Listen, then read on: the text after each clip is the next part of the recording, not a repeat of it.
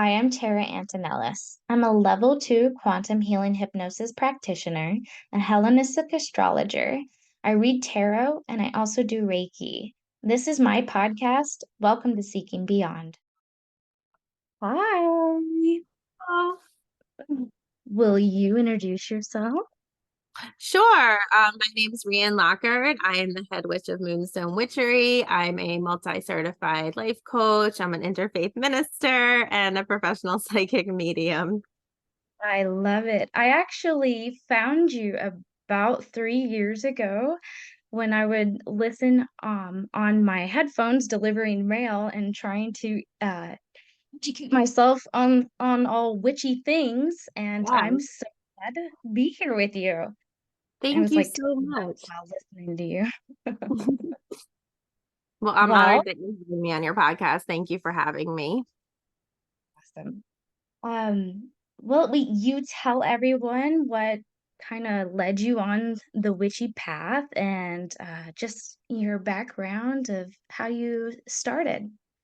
Yeah, so I've been a psychic intuitive and a medium since I was a young child. I didn't have the language for that, didn't know I was any different until I got older. Thought I was just kind of an empath, but eventually when I started learning about those kinds of things, I realized it was a little bit more than just an empath. I've always been a super spiritual person. I always was just compelled since I was really little to understand, like, why are we here? Like, what are we doing here? Like, why did I wake up here? And at times in my life it's also been, and like, how can I like get back to where I came from, you know? But yeah, so that journey led me to a lot of the spiritual things that I'm sure many people who listen to you are familiar with. I was Reiki certified into like crystals and healing and Mhm. witchcraft in middle school and all that Yeah. kind of stuff. Um, and then I became an interfaith minister because I knew I wanted to do spiritual work in the world, but none of the organized religions in specific really appealed to me. So I found a divinity school that allowed us to be interfaith, interdenominational, in which place I learned all of the different world religions and, you know, what similarities they have, which I think is fundamentally pretty important. Mm. And once I was ordained, I was asked to teach on the faculty of the school that I attended. So I got to do some teaching for a long time. And I think that's the foundation of why I started my Witchcraft Academy, because the thing that appealed to me the most when I learned about all the world religions was witchcraft. And I had already had some, you know, progress and practice in that from being younger. I'd already been a practicing witch in my own time. Before any of that, I had started doing professional readings probably 15 years ago. It all just kind of came together. But I really think the foundation, honestly, was my healing, my self healing work led me to be able to embrace my spiritual side and my Mm. innate gifts. And I became a life coach first. I was probably one of the youngest life coaches to ever exist. I went to life coaching school for my first certification when I was like 19 years old. It was a Oh, wow. 2-year program. Yeah, I graduated that when I was like 21 or 22 almost. And I've been having steady clients ever since, but I've never stopped doing self work. And I think self work is one of the biggest keys to finding out who you are and then being able to like live that life, you know? Yeah, I love that. Everything you said. I learned some stuff. I didn't realize how extensive your experience has gone back. It sounds like you've always kind of known what you wanted to do. Yeah, I mean, back in like the like late 80s, early 90s, there wasn't really a pathway. You know, I remember telling my dad, like, I want to grow up and teach everybody about spirituality and try to figure out like what are we doing here and like why and have all those conversations. And he was like, so you want to be a philosopher? Like, what are you going to do? And I was like, yeah, basically. But the world has evolved in such an interesting way that you can kind of create your own profession, you know. When I launched my podcast, I did that to answer spiritual questions that I was getting asked regularly, because my Instagram blew up and I was getting a lot of the same questions, and I thought it would be helpful for people to just have a spot to go hear some of those answers. And so that's why I started the podcast. But, you know, like back when I was little, like you can just start a podcast. So it's basically like I'm Right. just going to create my own radio show. I'm just going to create my own space where people can come learn what I've learned. My whole intention is to just pay forward the learning that I've experienced, and the gifts that I've received. I try to share them and distribute them back out to whomever is able to receive them as well. And we're in an interesting period of history where that's kind of possible now. You know, like if I had said I want to grow up and be a professional witch, I think everybody would have been like, what the heck are you talking about? But literally that's what happened. I grew up and got to become a professional witch. So it's kind of cool how the merger of like, you know, people advancing and social media and all that stuff, it allows different opportunities like that. Yeah. I yes, and it's absolutely inspiring because that's what I want to do. I want to be a professional witch in all the modalities. So It's slowly fun. getting there. It's a good life. It's a fun life. Yeah, it's weird. There's weird stuff that happens all the time, but it's fun. Never boring. So would you feel comfortable sharing your top three, your big three in astrology? Oh yeah, I'm a Scorpio, Pisces, Scorpio. Oh, lots of water. Okay, that makes sense. Yeah, yeah. And spicy.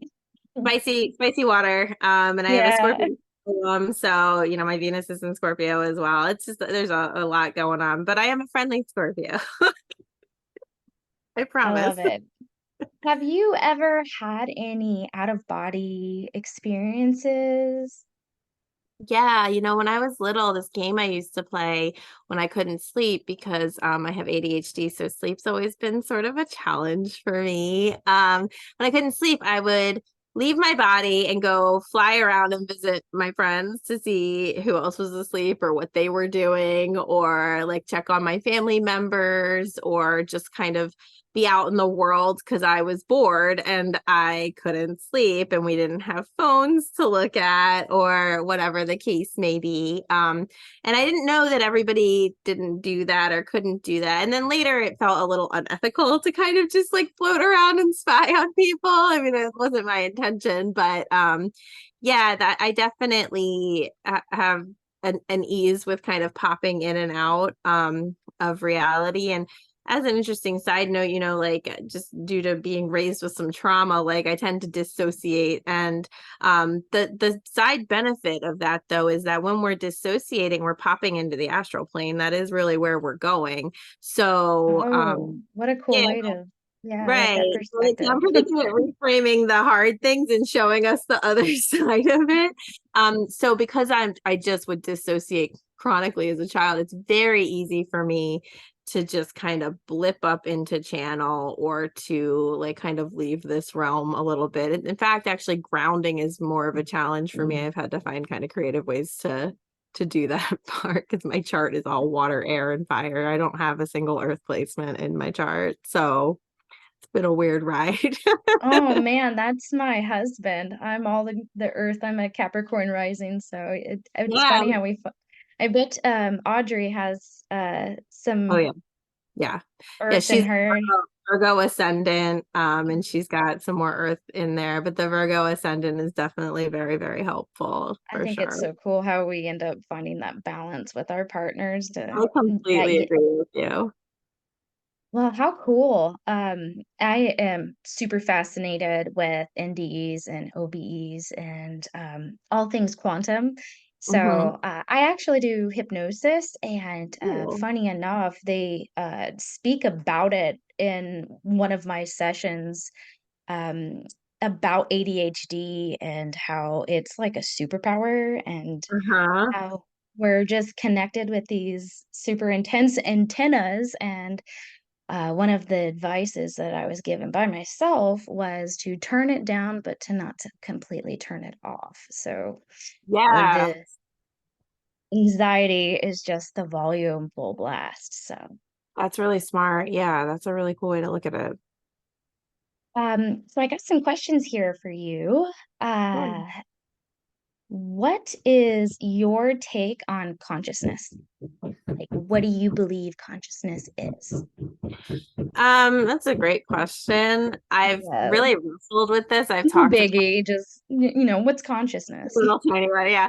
I've talked about this on my podcast a couple times because the big flaw for me with consciousness being just a science thing is that it doesn't actually help our species advance in any capacity, right? Because for the people who are atheistically minded, like, oh, we're just creatures that exist who are here to, like, fundamentally, like, all animals reproduce and all of that. And to me, consciousness is a hindrance to that theory because I can choose to not reproduce.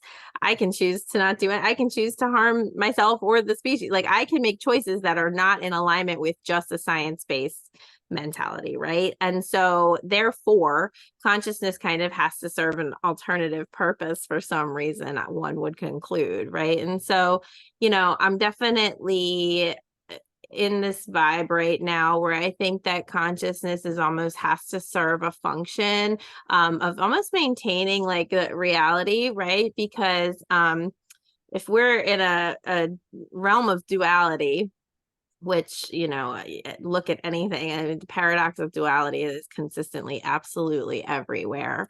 The merger point between the two extremes of that duality of like the pillar of like darkness and light, for example, or of existence and non-existence, to be real with you, the pillar between existence and non-existence, the right in the middle, that convergence point would have to be a fairly unpredictable energy, because the one side of existence, it has to be very firm. The other side of existence has to also be very firmly grounded in the totality of like full existence or full non-existence. And the in-between state would have to be consciousness. It would have to manifest as consciousness because it both is and is not at the same time. And so it serves a function of maintaining like the infrastructure of this reality that we're in. And I know I'm kind of using a lot of abstract phrases and like really big Oh no, concepts, I dig it.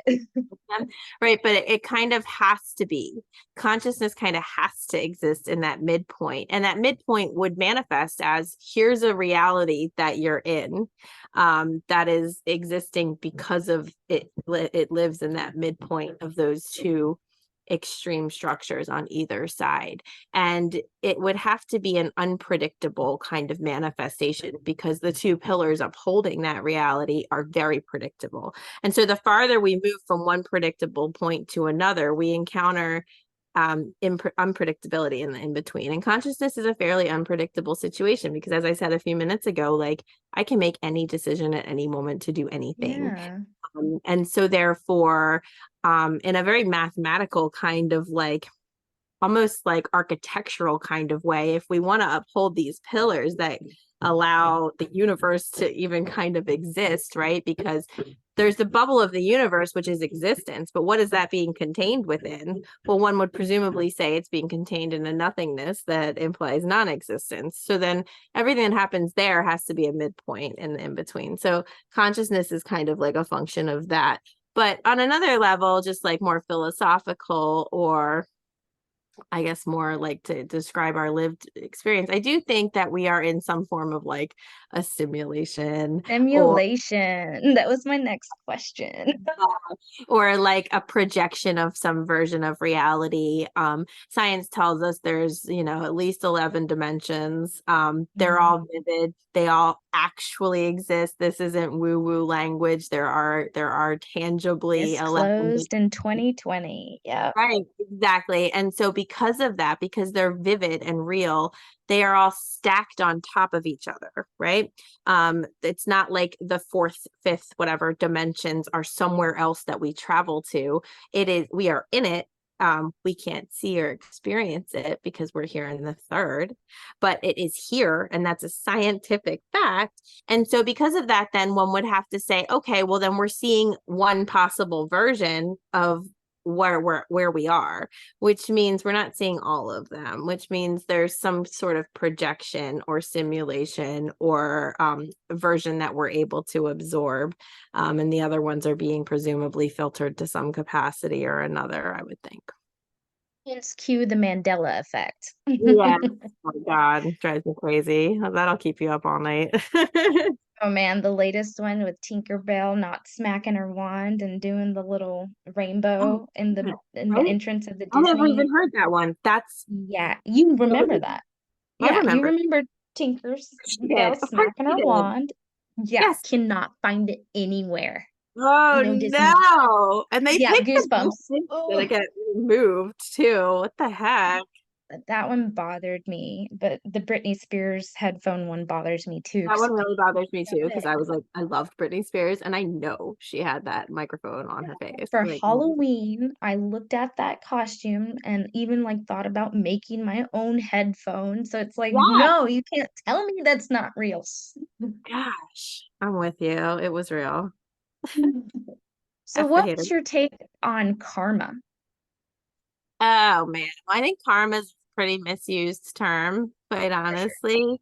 I don't think people totally understand it. I think people use the word karma when what they really mean is cause and effect, like a Yeah. natural consequence for your actions. Because the way that karma is actually defined in like Hinduism is like the energy that your soul accumulates from one lifetime dictates the placement of your soul in the next lifetime. It's completely different than excuse me, then what you're gonna like what you do immediately kind of like reverberates back at you within moments or even months or whatever. They're talking about the tangible fabric of your soul and how the choices that you make and the things that you do will influence that tangible fabric of your soul. Because when you are when you've passed, and this is in their belief system, like, and you go towards a reincarnation place, like you have to be placed somewhere that will energetically align with who you are, because we can't presumably be placed in a system that doesn't like can't hold us. I mean, this is a math-based reality that we're in, right? So that we have to be able to be inserted into a slot, and in order for that insertion to happen, the pieces have to line up. And so the fabric of your soul has to be placed somewhere that can accept that fabric. And so if you have made certain choices and edited or modified the fabric of your soul, that's going to dictate where you end up in the next lifetime. It is definitely not like if I'm like, rude to you on your podcast, that someone's going to be rude to me on my podcast next time. I mean, like that would be like great. Like if it worked like that, that would be very helpful. And like those things do happen. Cause and effect is a thing. Sometimes Synchronicities it's are. instant and it's just so But yeah, it's definitely, unfortunately, and do I love to, and on a specifically spicy kind of day, love to be like, oh, may karma like give you whatever you deserve, yeah, I would like that's great. But it's not necessarily the way that people utilize it in their right. everyday sentences. I think that's way more like cause and effect and people like kind of receiving their lessons or something. But I definitely think that the actual definition of karma is much more pertains to It's how way we deeper. how we reincarnate and how we show up. And even the conversation about like what's the fabric of my soul, how can I influence the fabric of my soul, is one to kind of dive into as well, right? Because does me having several arguments with someone influence the fabric of my soul? No. But does me necessarily like changing my outlook on the world and functioning in the world differently as a result of several arguments with someone, well, that will influence the fabric of my soul. It's a deeper kind of less emotional and more the energy we carry and the way that we exist in the world, I think. Really, really nice reply to that. I love it. Yeah, So I you about say again? I've thought about this one a lot. Yeah. Just once or twice. Sounds like Mhm. you've answered this before. So you said that you had certain gifts. How do you experience your clairvoyancy? So when I'm doing a reading with somebody, it comes in several levels. Like when I see a person, I can see like I don't want to say I see auras. It's not exactly like that, although I can ask my guides to filter it into that capacity. Like I had a call with someone earlier, and I felt that she would relate to receiving the information as like colors and things like that. So I was able to kind of articulate it to her in that way. But I just get a sense of someone's general energy, the energy they present with. When I dig farther into the reading, because that's just an immediate hit. And we all do this. We all receive information about people like immediately. And we're all always pretty accurate about what we immediately know. Now, the funny thing is that our brain will almost just as immediately start talking to us and like telling us how to interpret that person. And we listen to our thoughts a little bit more than we listen to our immediate knowing. But that immediate knowing is almost always correct. And I've just been able to slow way down and harness in on that immediate knowing and then dissect it a little bit in order to give people that information. But then when we kind of go in a little bit deeper and I'm trying to read them, I will get a variety of information in a variety of different ways. So I'll see in my mind's eye, my third eye, random images of things or random knowings about things. I receive sensations about the person's like emotional state or their trauma. Sometimes if someone's had a similar trauma to mine, my guides will excavate my own trauma, give me like the slightest hint of it. So they're not trying to re-trigger me on a whole spiral, but enough that I can understand, oh, this is a similar energy footprint that I have, that they have as well. I will get body sensations, especially if I'm doing any kind of medical thing, or frequently when I do mediumship readings, I get a lot of body sensations, especially as it pertains to like how they passed or what was going on with them at that point in time. And then I hear messages very clearly. That's clairaudience, is when you can hear the messages really clearly, but it's really just a kind of a knowing. But when I dissect that knowing, it's kind of all the things I just said to you, like how do I know what I know? And it's different parts of my brain I can feel receiving different kinds of information. But you also have to understand, I've been doing this professionally for a very long time, so I've been able to really pay attention because I'd like to teach psychic development skills. Like, so because I am a teacher of psychic development, I've had to really pay attention to like, okay, what is actually happening to me when I'm doing a Right. reading, so I can sort of try to convey that to somebody else.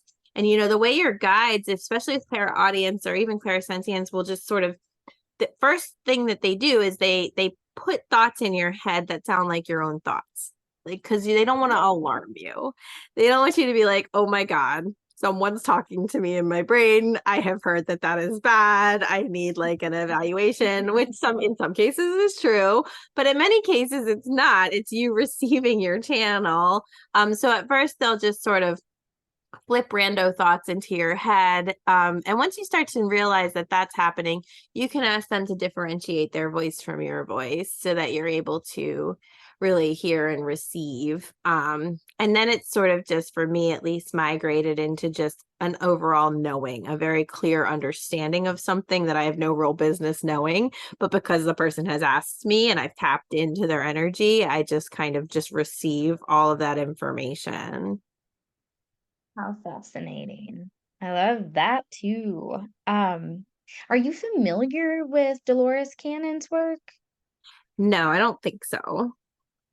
Oh man, I'm going to introduce you to a whole new realm of QHHT, what I'm fascinated with. And Okay. you're dealing with the subconscious. And when Mm-hmm. you tap into the subconscious, you speak to it, and it speaks of you in third Oh, yes. person, but it's coming out of your mouth, and it's just Mm-hmm. fascinating. It's a form of channeling, but the practitioner, I am a guide and a facilitator, and you're able to record it and ask yourself all the best questions that you have for yourself. But enough about Yeah, that. I don't that's want to cool. You kind of, completely take away from I just yours. think that's it. Are you talking to your higher self in that capacity? Okay, that's really Yeah. cool.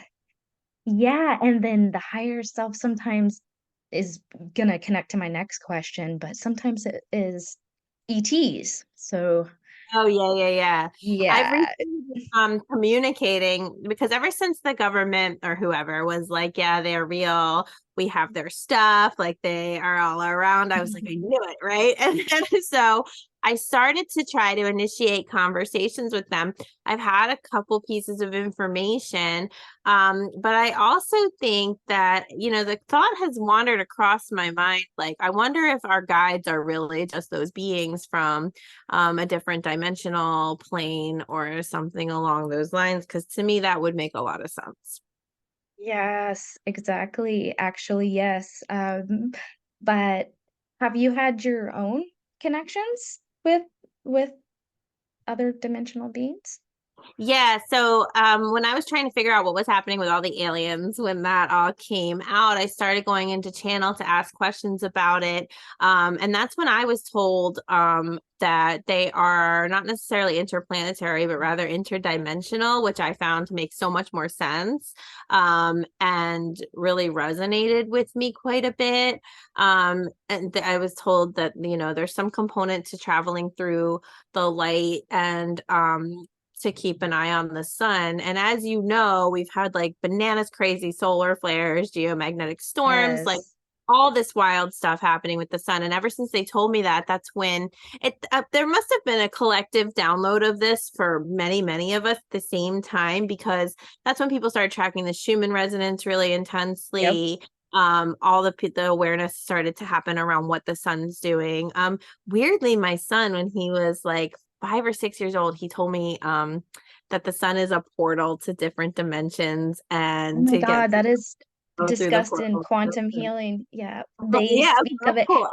Yeah, Hmm. they go back to the light and they describe it as the sun, and sometimes people will say the sun, and Oh, that's cool. I kind did of not know what, that. That's so yeah, dope. Yeah, it's a he was like, theory of like the sun is God. yeah, he was all about that. He was saying heaven's in the sun.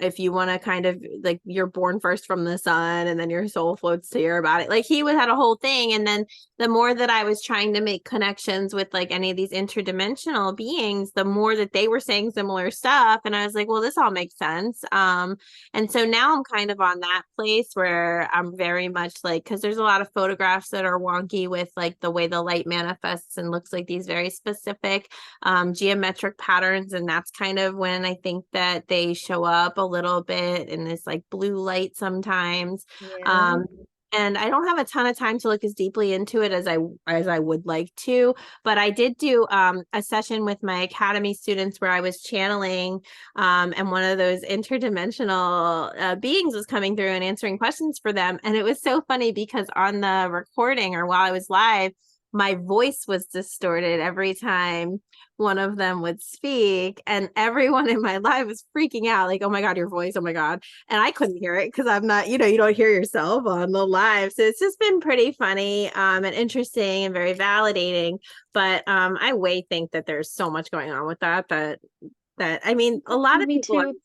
stuff we're talking My about voice it. changed in my recording as Oh it my god, was that's so coming through. cool. Okay, that's Yeah, so I cool. was like, Yeah. oh my God, I sound robotic and it's That's what I creepy. thought of it too. It's very weird, right? But I mean, it would make sense if they're operating on a frequency, especially if they're interdimensional, because you can't see them in the same way. So they would affect frequencies of sound and light and all of that kind of stuff as well. I mean, it's just, I don't want to be like, I oh, it's would just. love to do a session for you. If you are ever Oh, interested in coming to Clarksville, Tennessee, it's on the house. I would just because I am so interested to hear what is stirring inside.